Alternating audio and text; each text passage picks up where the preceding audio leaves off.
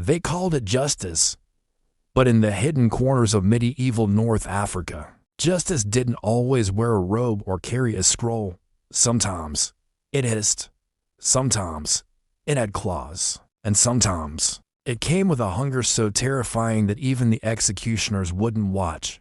The Berber dynasties, Islamic rulers of the Maghreb, are remembered for their architecture, scholarship, and military brilliance. But buried deep in their penal practices was a punishment so vile, it rarely made it into official chronicles. It wasn't a sword or fire or even the rack. It was ferrets, or more precisely, starving ferrets. For women accused of treason, adultery, or espionage, particularly those who crossed royal bloodlines or carried secrets between rival tribes, death was not enough. It had to be slow, it had to be agonizing, and it had to be silent. The condemned were not marched to gallows or dragged to pits. They were taken to specially sealed clay rooms, often underground, airless, lightless, and carved just large enough to kneel. Their arms were tied behind their backs, cloth stuffed into their mouths, and then the animals were released.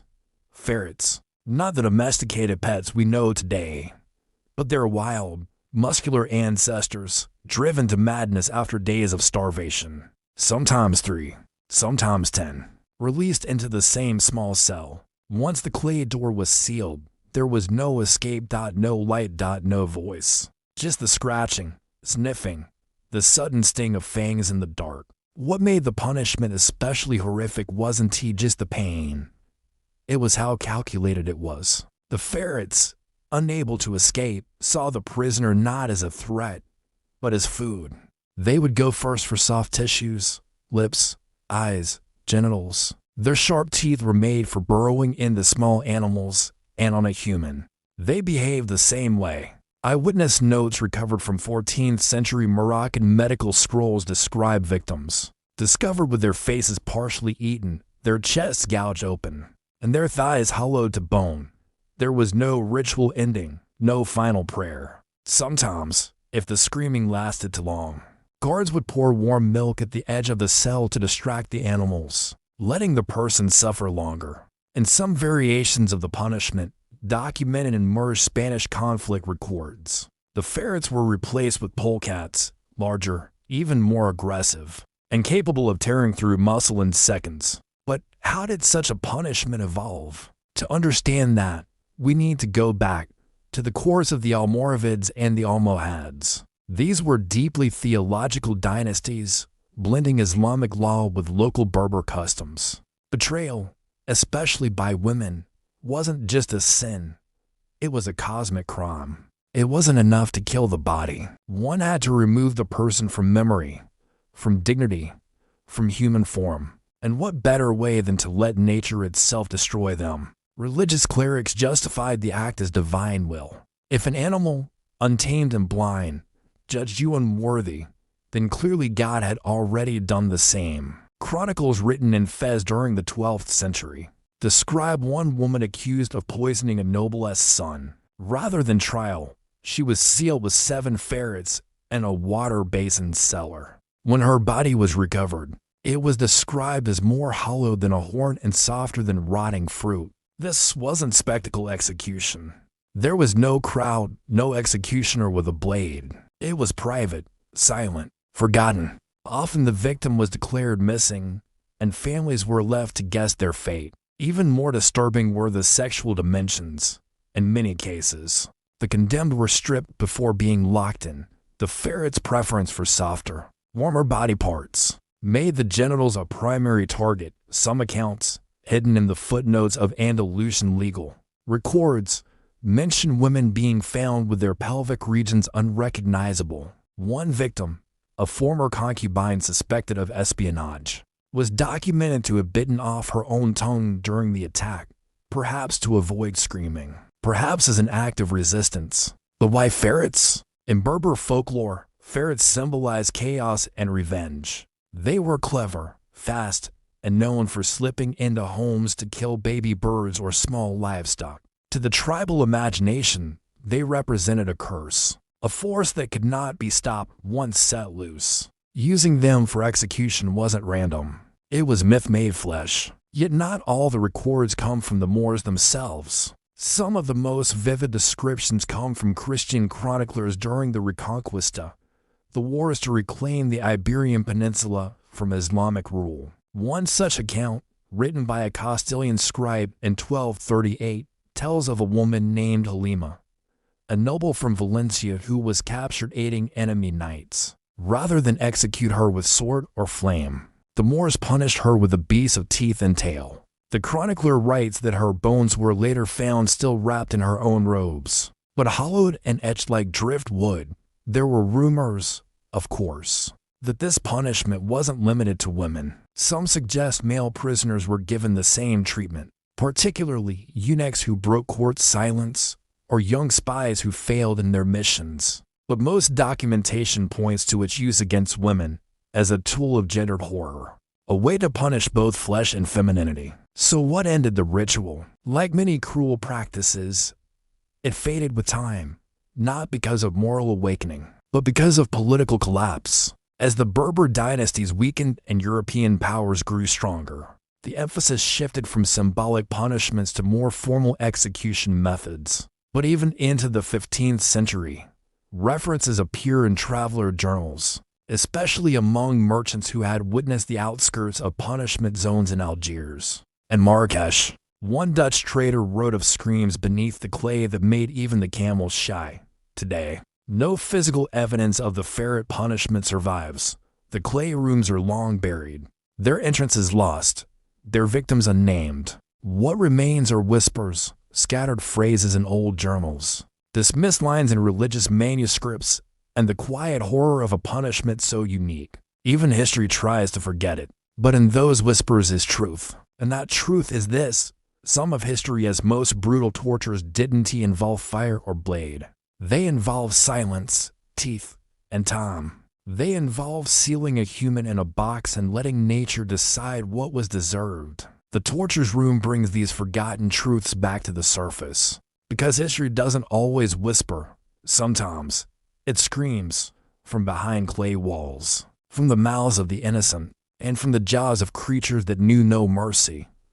But to truly grasp how such punishment endured for centuries, we must look at the social structure of the Berber Islamic courts. Women, especially slaves, concubines, or prisoners of war, were treated with fluctuating standards depending on political tension and times of peace. They were protected under religious law, but during insurrections, failed revolts, or betrayal of royal secrets, the justice system moved underground, both literally and symbolically.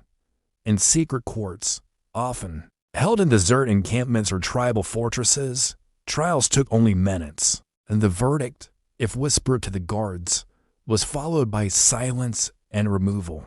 There was no official record of death by ferrets. Instead, it was coded, returned to the earth by God's will.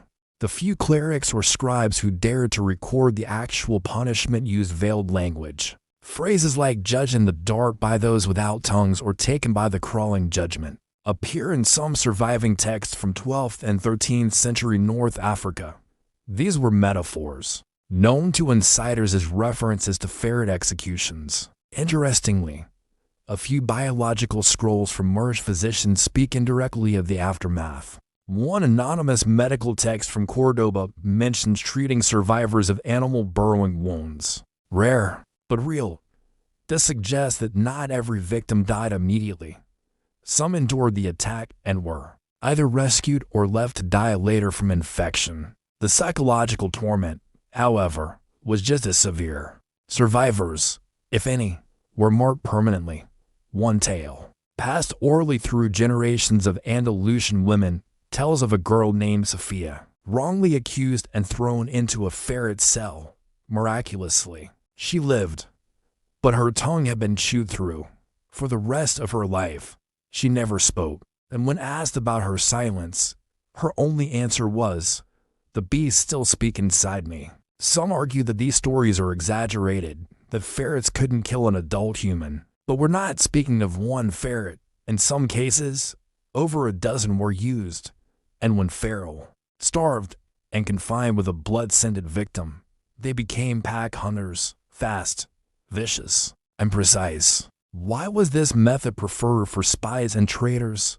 The answer lies in symbolism. The idea was not just to punish, but to erase. Fire left ashes. Hanging left a body. But ferrets, they devoured everything soft, delicate, and visible. They left behind mutilation so severe it no longer resembled a human form. And unlike other punishments that left corpses to be paraded or buried with ritual, ferret victims were often buried without ceremony, thrown into desert pits, lime-covered, or left for carrion birds. The use of animals as tools of torture wasn't unique to the Moors. In Rome, humans were fed to lions. In India, elephants crushed criminals underfoot. But the Moorish punishment stood apart because it used small, seemingly insignificant creatures and weaponized them through starvation and containment. It was death by 1,000 bites, not from enemies, but from nature. Some rare documents also suggest the ferrets were intentionally bred and conditioned for violence. Handlers would isolate them, feed them only live prey, and deny human contact for weeks. By the time they entered the chamber, the animals were not just hungry, they were frenzied. Over time, as Moorish influence declined and the Iberian Catholic forces reconquered much of the region, the practice disappeared. Ferret torture became a myth, too grotesque to be believed, too obscure to be remembered. But hints still linger. In Granada, a wall carving depicts a small animal snarling at a kneeling woman. In Fez, a decaying prison gate bears an iron engraving of interlocking claws. In an obscure Algerian manuscript titled Whispers of the Cellar, a poem reads, "When the stars hide their face and the clay grows warm, she will wait with no voice, and they will come with eyes of fire." This is believed to reference the ferret chambers, now lost to time and sand. Modern historians rarely speak of these punishments. They're hard to verify, harder to stomach, but they matter because they remind us that cruelty doesn't always roar. Sometimes it squeaks, it crawls, it gnaws, and it hides behind holy law and tribal justice. So why bring these stories back now? Because history has a pattern of repeating itself when we ignore it. Because silence favors the abuser. Because remembering even the ugliest parts of our past is how we prevent them from hiding in new forms. The torture's room isn't about glorifying pain. It is about exposing it, so we don't become numb to the mask it wears. If this episode chilled you to the bone, imagine how many stories like it are still buried beneath centuries of dust. Stories that deserve to be known. Victims who deserve to be remembered. Subscribe to Torture's Room for more real, unfiltered dark history, where truth bites harder than fiction, and where silence is never allowed to win.